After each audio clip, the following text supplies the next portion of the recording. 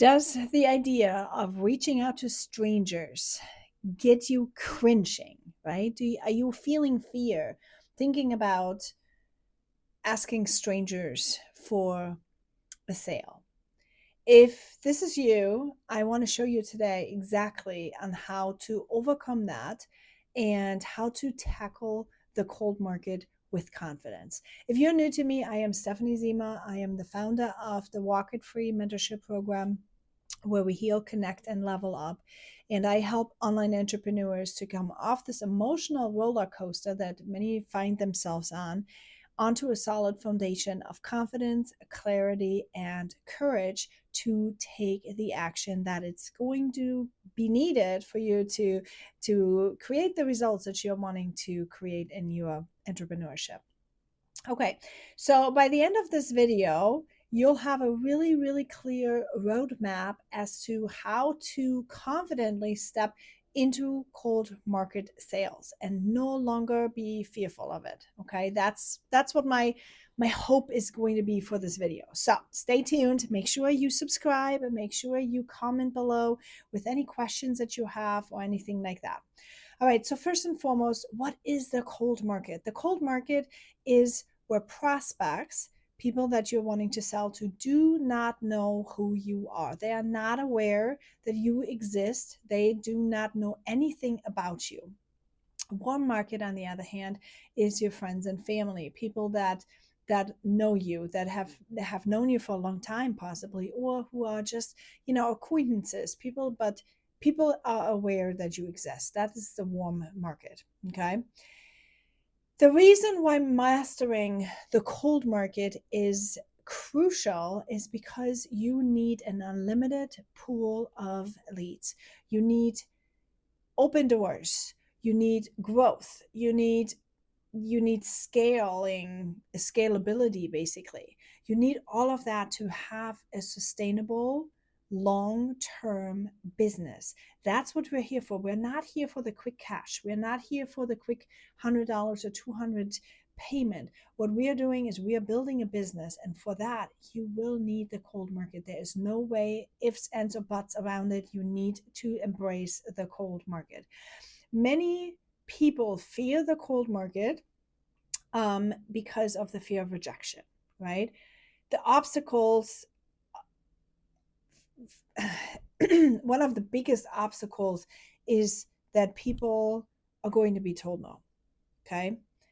They are thinking when someone is a stranger, they're going to say no more, which I personally disagree with. I don't think that strangers are saying no more than people in the warm market. I feel like the warm market is much more opinionated than the cold market, but that's what many people are afraid of. They're afraid that they're going to hear no all the time.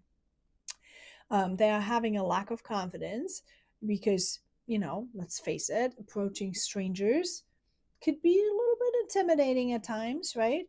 And, the cold market also has negative perceptions. So many worry that, salespeople are pushy, right? Or spammy, or, you know, it's just that they're going to be rejected. The fear of the unknown, right? It's like we don't know the people, they don't know us, and that's really kind of scary. That is what people are thinking about. You can flip that though and get really excited like me about the cold market, because that very fact that people don't know you is exciting to me. That very fact that strangers are strangers and then they forget about me. If I make a mistake, I find that so relieving, because if I make a mistake, oh, 30 seconds later, they won't remember me. And that's very reassuring to me that I can keep showing up and keep trying, because, it's fine. If they forgot about me, they forgot about me, right? But that's that's me, right? Many are maybe like you that are very scared of the cold market. So I'm here to help you. I'm here to help you feel more confident and to feel as excited about the cold market as I am. So, anyway, first steps of mastering the cold market. Here we go. We're going to get into a few actionable steps that you can take Step number one, shift your mindset. So, what I was just talking about, that the fact that I get very excited about the cold market is something that you can do too. You can embrace the rejection, for example. Rejection is not personal. That's the biggest thing that you need to understand. When someone says no, they're not saying no to you. They're saying no to the thing that you're selling. They're saying no to the service that you are offering. They are not, it has nothing to do with you personally because they don't know you. So if you are selling steak and you are selling it to a vegan, the vegan will always say no. Just not because you're a terrible salesperson. They are going to say no because they don't eat meat, right? If you are having a pineapple pizza and you're going to give it to somebody that absolutely hates pineapple, they will not eat that pizza no matter how yummy and delicious it may be. They won't eat it because they do not like pineapple. Okay, it's just what it is. So if you can understand that the rejection is not about you, but the rejection is rather for the product that you are selling, and maybe there's some money mindset, maybe there's some other things, the value may have not been communicated enough, or objections have not been overcome, something like that. When you understand that, then you're not so afraid of the rejection anymore. um, Sales really is service. When we think sales, often we think about these pushy salespeople who are just having commission breath and they're just trying to get it, like they're just trying to do that. They're just trying to sell, like those car salesmen, right? They're trying to just sell you the deal.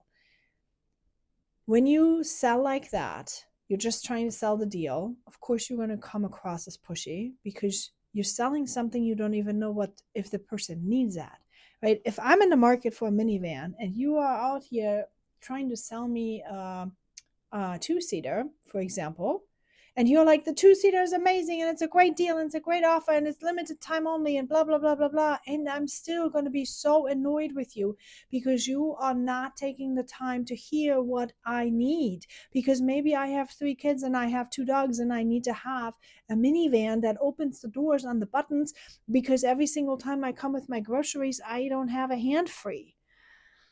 Okay. However, if you're a salesperson that says, hey, listen, let me take a second to understand, what is it that you're looking for? What is it that you're needing? What is important to you? Do you need to have a specific set of, like, let's say, buttons that open doors?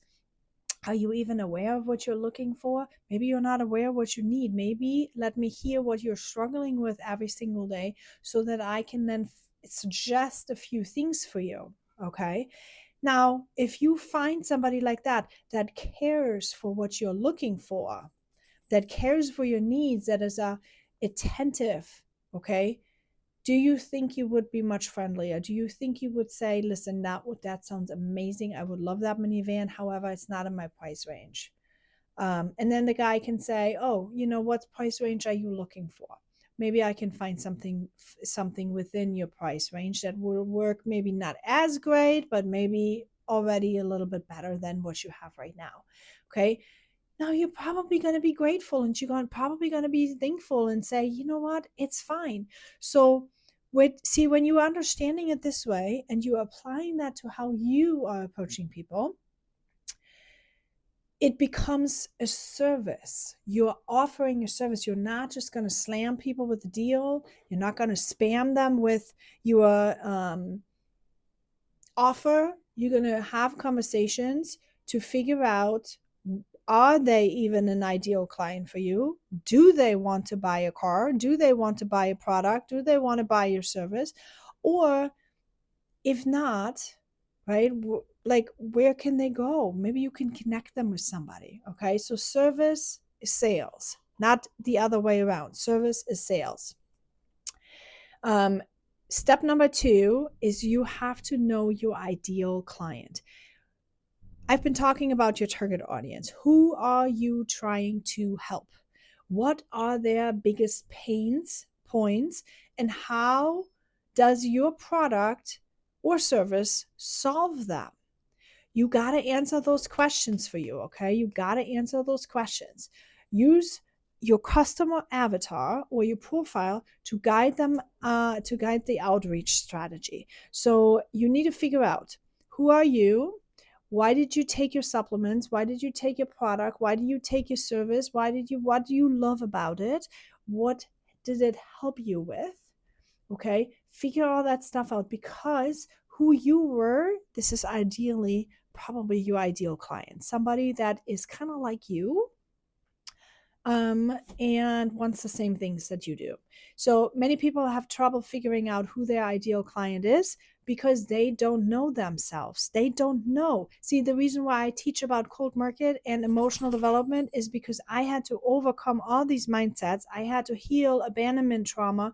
Abandonment trauma was always being triggered by every rejection that I was facing. I knew the business would work. I had clearly in my head, I had it all there, but I couldn't get myself into action because I had abandonment trauma that I needed to heal first. I needed to heal my confidence. I needed to heal my abandonment trauma and be okay within myself with my personal development before I could take the action, continuous action in my business. I also had to learn about boundaries because I'm an empath.